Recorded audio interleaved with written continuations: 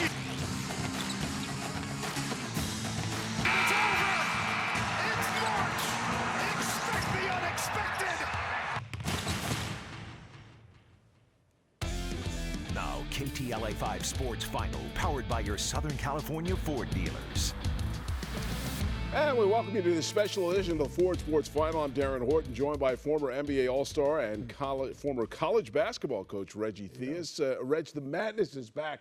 What is it about this tournament that makes it so special? Darren, seriously, we all wait for this because we want the upsets. We want to see the early upsets, man. And when they came in abundance the first day. And it's going to keep happening. Yeah, we got a lot to get to, a lot of parity throughout the nation. The mid-majors showing that they can play with the big schools. We're going to get into that in a moment. But we have so much to get to in this packed 30-minute edition of the Ford Sports Final. Here's what we're working on. There is a reason they call it madness, a crazy first day. We've got the best of it, plus UCLA shocks Michigan State. And now comes BYU, Rashawn Haylock, standing by with more on that matchup. And SC gets ready for the big dance. They open play tomorrow against Drake. Red, you're going to dive into that matchup. That's all coming up. But we get started with the 15th seed, Oral Roberts, taking on second-seeded Ohio State. The Golden Eagles out of the Summit League, making their first appearance in the tournament in 13 years. The Buckeyes, the Big Ten tournament's runner-up. 15 seed, hadn't beaten a 2 since 2016. This one went down to the wire. 20 seconds to go. Oral Roberts down 2. Kevin O'Banner draws the foul. He would hit both free throws to tie it up. Buckeyes with a chance for the win. Dwayne Washington, step back 3, comes up short. So we're going to overtime. Nation's leading scorer, Max Asmus, stops on a dime, buckets. Golden Eagles up 6. Ohio State not done yet. Down 4. E.J. Liddell buries the 3. Lead down to 1. After a pair of free throws, Ohio State down 310 to go. Justin Aarons, no good. Dwayne Washington gets a clean look, top of the key. And Oral Roberts, just the 9th 15 seed ever to beat a 2 seed, 75-72, the final. When they ranked us, it's only just a number at the end of the day. You know, we put our shoes on just as the other team put their shoes on, so we just have that mindset of, you know, show us that you deserve to be number 2, and we came out with a lot of confidence, and we're just very grateful to come out with the victory. In the South region, first game of the day, Florida, Virginia Tech, again decided in the final seconds. Hokies down 3. Naheem Aline, 1.4 seconds to go to tie it, and we're headed to overtime. In OT, Gators up 3. Hunter Couture first pokes it away and then finishes the job with the bang, makes it a 1-point game, ensuing Gators possession. Trey Mann with a step-back 3, dagger. Florida wins it 75-70. They get Oral Roberts on Sunday. Midwest region, Syracuse, an 11 seed, taking on San Diego State, a 6. Cuse led it 22-18. Joseph Girard hits the pull-up 3. Orange went on a run. Aztecs had their lowest half of the season. The big story, the coach's kid, Buddy Boeheim, put on a clinic. Quick release to make it 46-29. Syracuse, they had 15 threes. Boeheim drilled 7 of them on his way to dropping 30 points as Syracuse takes down San Diego State 78-62. I thought we played hard to the end. We had a tendency of maybe struggling to find an offensive flow at times, but our defense always keeps us in the game. But tonight, we let them create too much separation. They played well offensively. 13th seed North Texas taking on 4th seeded Purdue. Under 30 seconds to go. North Texas up 2. Purdue's Mason Gillis backs it down. Trevion Williams there to clean it up and tie the game at 61. Then 1.6 seconds left. James Reese with the catch and shoot for North Texas. It doesn't fall, so we're going to overtime in the extra period. North Texas ran away with it. Javion Hamlet hits the jumper. Part of an 11-0 run. North Texas with its first tournament win in program history, 78-69. All right, Reg, a lot of upsets to talk about. If you're filling out your bracket, mentally you always want to put the big school and say, oh, the big school's going to win this one. but there is a lot of parity. What is it about the mid-majors that they've managed to catch up in the tournament? Yeah, your bracket's busted, my bracket's busted, your bracket's busted. they're all busted right now. You know what it is, Darren? It's mid-major kids. They're there for 4 years. And the big schools, they're one and dones. They're teams that you look at North Texas and what they did. Statistically, it was a close game. But down the stretch, age and time on the dance floor means everything. You think about Ohio and what happened to them. That's a score, the best in the country. Syracuse jumped all over San Diego State, but it's always about age. You don't win games with young guys. You win games with time on the dance floor and age. All right, let's turn to the Bruins. UCLA came into the big dance limping. They had lost 4 in a row, leading the committee to put them in a play-in game against Michigan State, but the Bruins prevailed last night in overtime, their first tournament win since 2017. They trailed by as many as 14 points, but they battled their way back to take down the Spartans with the help of a combined 50 points from Jaime Jaquez and Johnny Juzang, along with the defense that stepped up late to set a first-round date with BYU tomorrow night. So will the Bruins have enough left in the tank to beat the 6th-seeded Cougars? It'll be tough against a veteran club that has the scoring and rebounding edge, meaning the defense will need to show up like they did in the second half and in overtime last night. That need will be compounded even more because of Johnny Juzang. Yeah. He got injured. With more on his status for tomorrow's matchup, Rashawn Haylock joins us live. And Rashawn, what are you hearing about Johnny Juzang? You think he's going to be able to go? Well, I can say head coach Mick Cronin is optimistic that Johnny Juzang will play tomorrow against BYU, although he wouldn't comment on if it's the same injury that kept the sophomore out of the USC game a couple of weeks ago, but said it's something they will have to continue to monitor.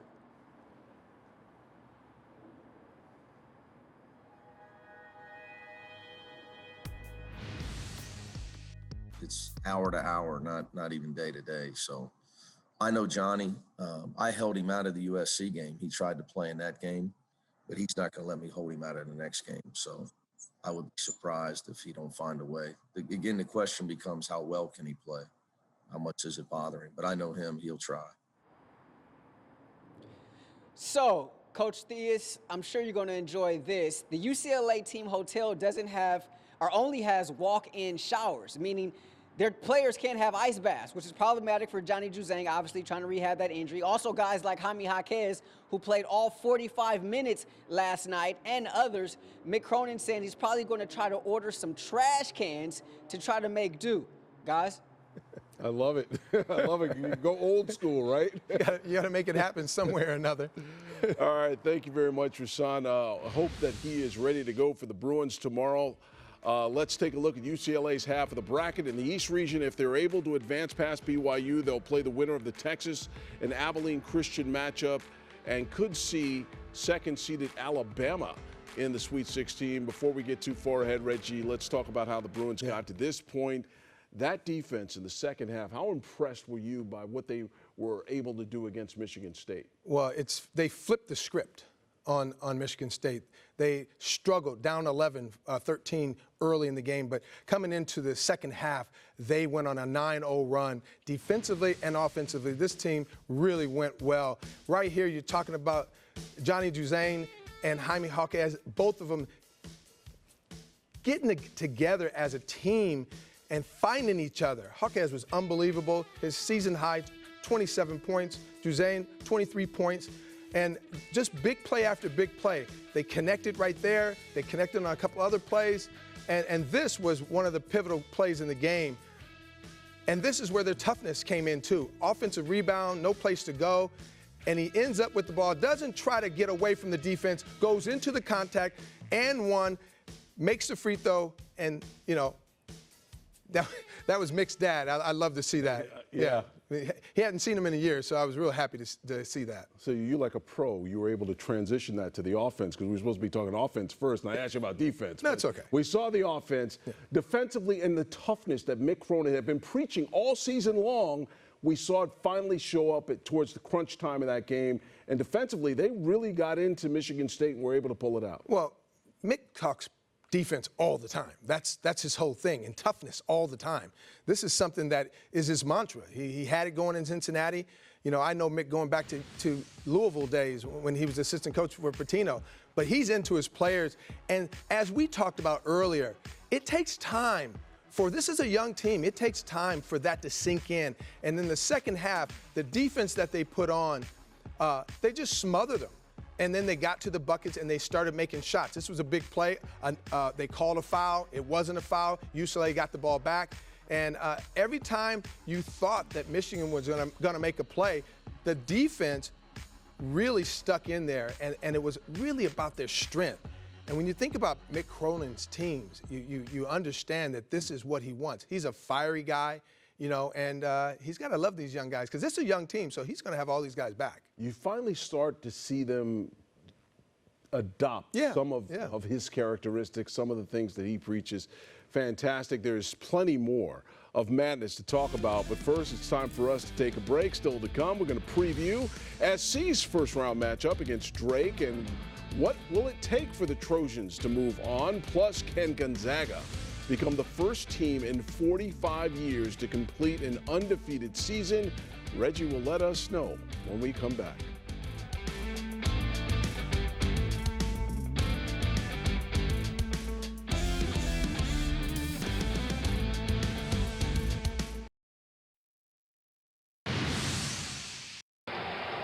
They're going to wind up with 32 wins in a row. Down to Wayne Radford. 1 second. The basket is good. And Indiana is the national champion. Yeah, we welcome you back. Darren Horton, Reggie Theus with you. That was back in 1976. Indiana, the last team to go undefeated and win the national championship. Gonzaga looking to join that list, become the 8th ever team to do so. And as the top overall seed, here's their half of the West region. This is how it shapes up. They'll take on Norfolk State tomorrow, and then they will face the winner of the Oklahoma-Missouri game on Monday. And if everything breaks right, they could face the Trojans in the Elite Eight. The Bulldogs clearly the top team throughout the regular season, Reg. Do you think there's a team out there on the board that can beat them? It's going to be tough. I mean, because I think Illinois, you know, Brad Underwood's got it going down there, but they're amazing. I mean, when you think about what they're able to do, this is a team that shoots 55% from the field, the highest scoring team in the country, and they get it done in a plethora of ways. Inside, outside, they've got toughness. There's no holes, Darren, in this team, and they shoot it deep on top of that. So this is a team that, you know, when you see them play, you can honestly say that they've got everything covered. Mark Few has always been a great coach. He's got a team that really understands what they need. And, you know, I don't know. It's kind of one of those things where, can they run the table? It's hard to say, but I think Brad Underwood is really got something going down there in Illinois. How impressed are you at the job that Few has done building a program out there? No, he's amazing. When you start to think of what he's done over, not just this year, but over time, this is his opportunity to win the big one. And they're ready. They're poised to do it. So I'm impressed. I've always been impressed. And he's a very low-key guy.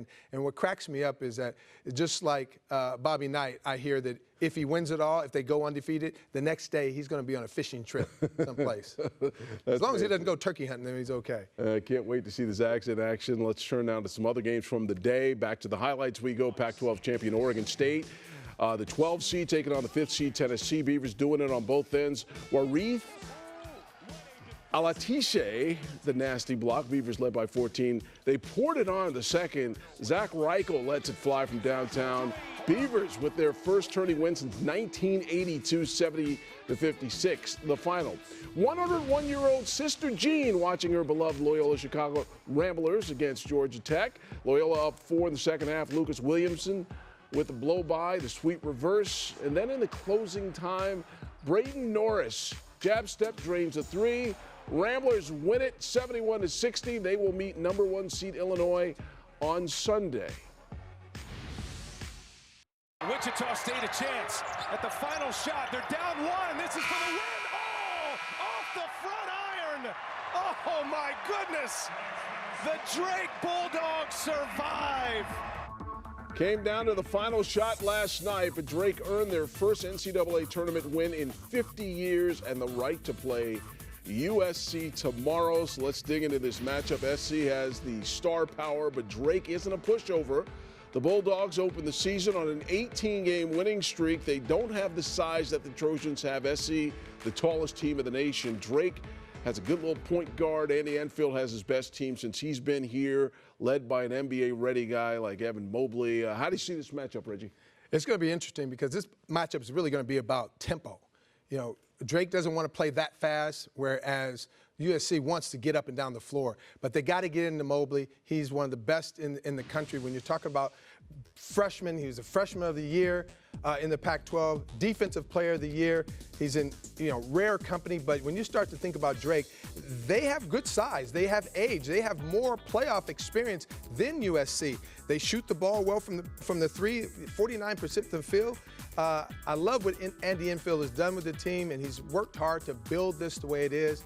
But they have a superstar in Mobley, and they have to get him the ball down the stretch. As long as they out-rebound this team and keep the ball inside. They're not a great perimeter shooting team, Darren, so they have to play their style. If they're taken out of their momentum, it could be, one of those things, those upsets.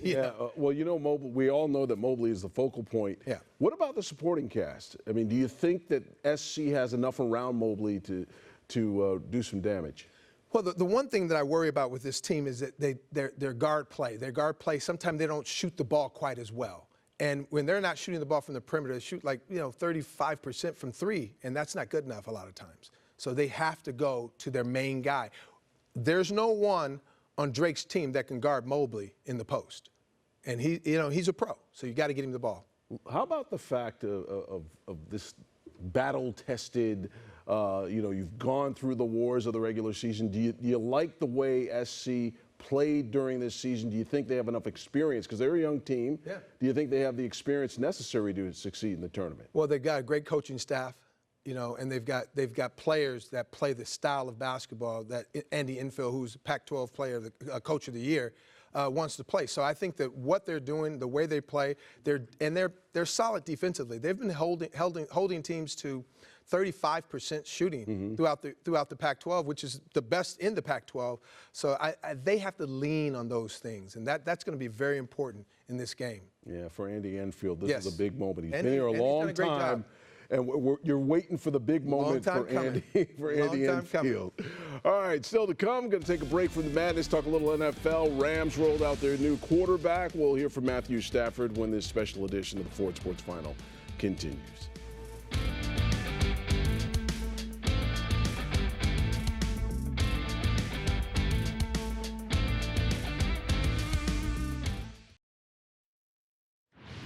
Welcome back. Matthew Stafford taking a tour of his new office, SoFi Stadium. He was officially introduced today by the Rams.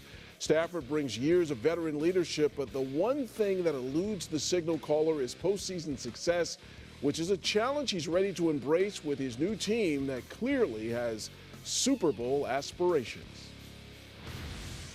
The Rams were a team that were, proven winners, had done it, quite consistently over the last 4 or 5 years. So something that was exciting to me. You want to win games and be in those big moments. So I'm going to do everything I can to make sure we are in it. It's really unprecedented when you look at kind of what's happening with the landscape of the league and possible franchise guys that are moving and changing teams. To be able to acquire somebody like him was an opportunity that we wanted to be aggressive about pursuing it. And fortunately, it worked out. Cactus League, Dodgers, Rangers, fifth inning. Chris Taylor goes the opposite way. This is a double that's going to drive in Max Muncy from second base. Chris Taylor, 3 for 3 today, 2 ribbies, 2 doubles. Dodgers win it 7-2. Angels, Royals, opening day starter Dylan Bundy on the bump. He went 5 innings, struck out 6, allowed just 3 hits and an earned run. Game ended in a 4-4 tie. after 9 innings. All right, Reggie, back to the tournament. We've talked about day one. What about tomorrow? What are you looking forward to seeing? I mean, there's a lot going on. I got to give a shout out to Patrick Ewing and what he's done with Georgetown. He's playing Colorado. Yeah, you know, that's good. I'm looking forward to seeing that one. Absolutely. He's been a long time waiting to get a chance, you know. And Coach P, you know, Coach Pitino back in the dance. UCLA, BYU, it's amazing. You start to think about some of the bad things that can happen. Virginia is a team that just got in town, got a practice in yesterday, and flew in, and they potentially could be in trouble because, you know, you think about Ohio is waiting on them. Now, this is the reigning champion, and we have great respect for what Virginia has done, but travel and, you know, having to deal with the COVID is really put a damper on their travel and just their mindset. You know, to win in this thing, you know, it's all about your mindset. And if somebody throws a wrench into that, you're gonna see how if these kids can handle that or not. You have one of the unique experiences to take us inside the mind of Rick Pitino. Oh. What it must be like for him to be back in the big dance with a smaller school. Yeah. What is he doing on a night like tonight to get his team pumped up? Oh, Coach is knee-deep in film. He's knee-deep in stats, and he's got his assistant coaches working right now. So he travels with enough suits to win games, you know.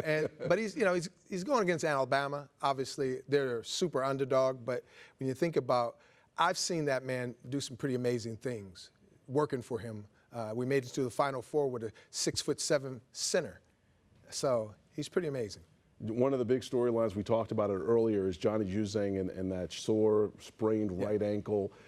You've been in that position before. You've had sprained ankles. What is it like to try to move around on something like that in a big game? They're obviously going to tape it up tight. Yeah, it's exactly right. Mick Cronin is not going to be able to keep this kid out of the game. They'll tape it up. They'll double tape it. And this is an opportunity for the Bruins. You know, this is a team that we've sort of watched them grow up in front of us, you know, the other night. And they became a different team in the second half. And the toughness that we talked about with UCLA, I think, is most important because this is what Mick's all about. His toughness, his mindset, and he's a grinder. So when you think about him, you think about guys not playing, that's not going to happen. What about Andy Enfield and this USC team? What are the expectations? I mean, they've obviously got this NBA player, potentially two if you think about Isaiah. What do you think realistically are the expectations for a team like this? I mean, are you expecting they have to win at least one game, but are you expecting if they don't get to the Sweet 16, is it considered a disappointment? Well, you know, they're young. They have to beat Drake. You know, that's most important. And when you start to think about if it's a Sweet 16, it's a bust, no, I don't think so. But they got to win a couple of games in the tournament. It'd be nice for him. He's a good guy, and we're pulling for him. Works hard, got a good staff. You know, I'm pulling for him. Yeah. Well, that's going to do it for us this evening. But guess what? David Pingolo and Steve Hartman going to have more of March Madness coverage this weekend at 11:35 for Reggie Theus. And I'm Darren Horton. We will be back on Monday with more of our coverage here on the Ford Sports Final. Have a good night, everyone.